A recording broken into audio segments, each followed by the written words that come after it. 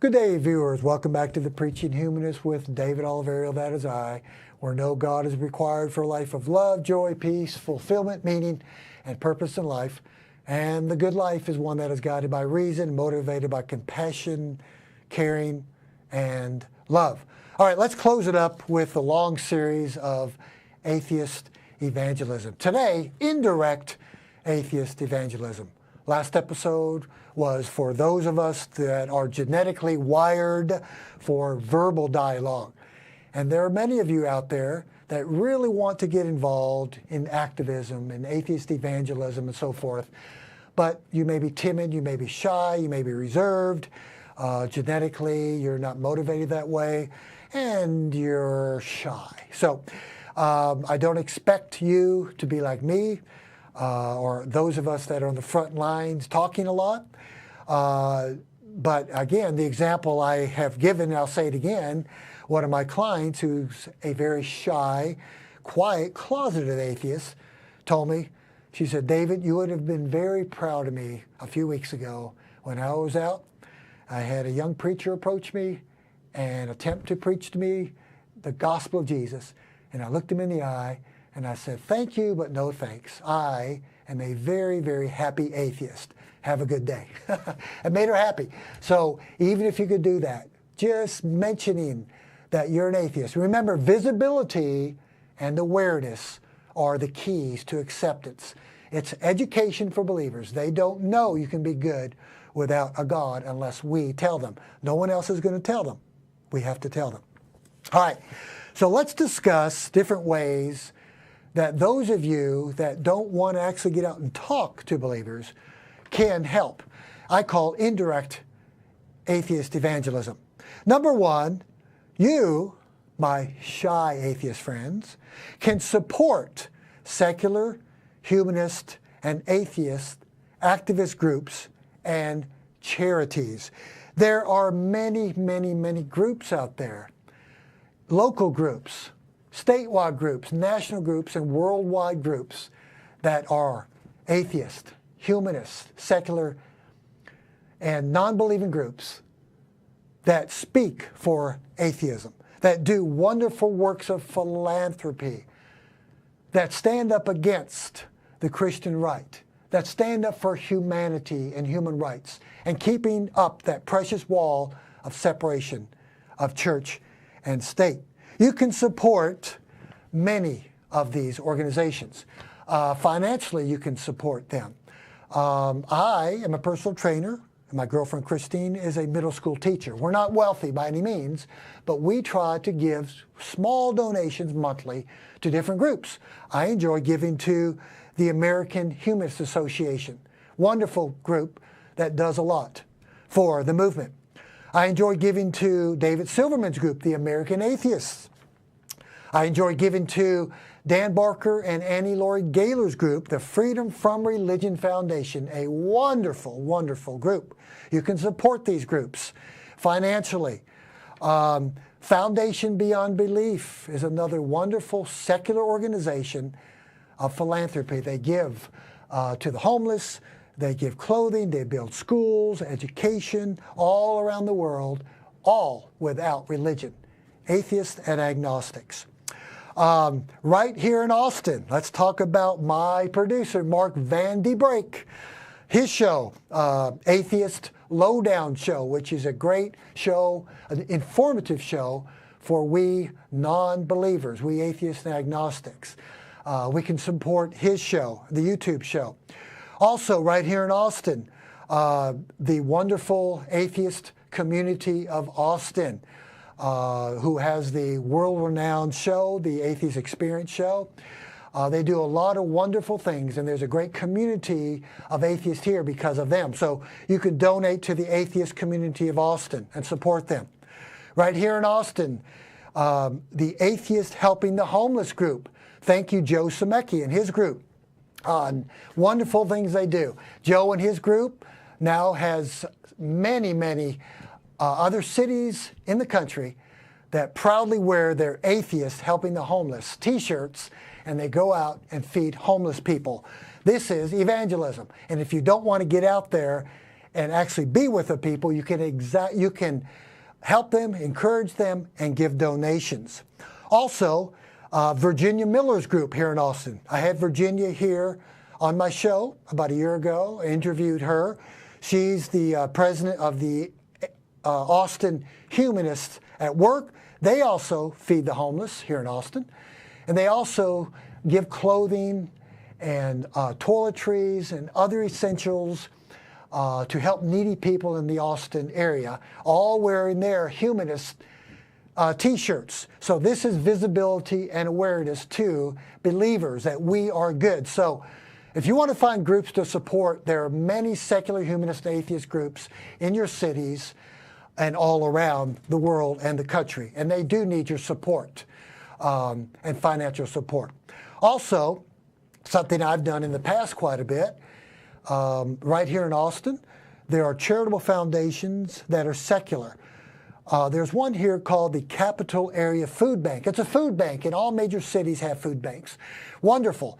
I used to go on Friday afternoons and devote 2 or 3 hours every Friday afternoon and volunteer time. You go in there and you work in the warehouse.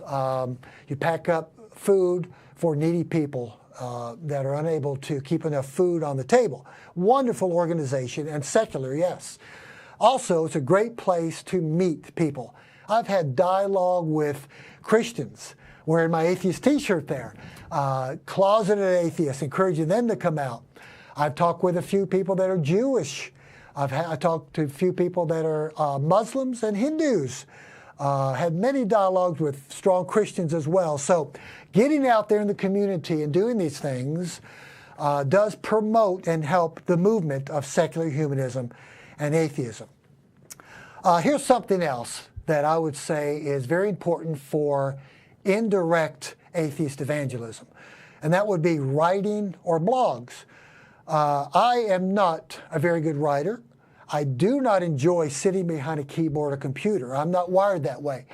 I forced myself to write an article a few months ago, and I did write an article, and I got a few positive comments, which I was surprised, from some fellow atheists in town, encouraging me to write more. Honestly, it's very hard and challenging for me. I'm better at talking and speaking in front of people. That's what I'm wired to do. Those of you that have different abilities, different talents, and you're good at certain things that those of us are not good in, such as blogging, writing. I think of Greta Christina, one of my favorite atheist bloggers, writing articles, posting on Facebook, writing different blogs about atheism, about separation of church and state, standing up for human rights, progressive liberalism. You can throw some politics in there as well.